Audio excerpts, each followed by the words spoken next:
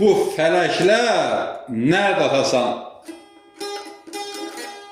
Şeş-beş veren zəhrin ola.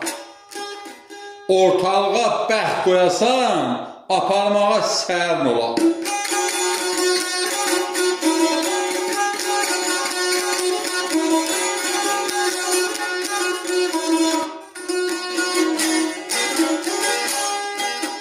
Söz yığasan demək üçün, dost tapasan kömək üçün, bu dünyanı yemək üçün ağlın, huşun dərin ola.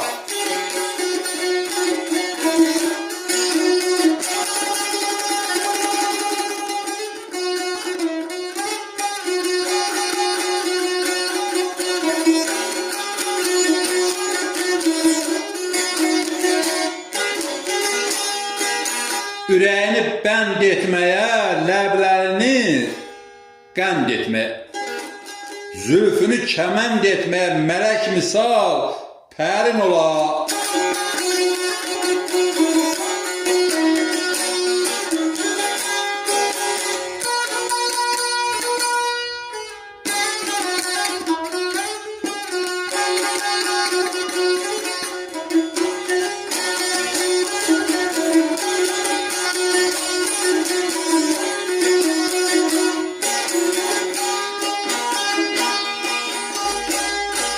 Ay şuraya al deyəsən, yaman gözə gəlməyəsən.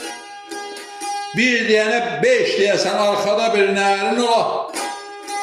Bir deyənə beş deyəsən, arxada bir nərin ola.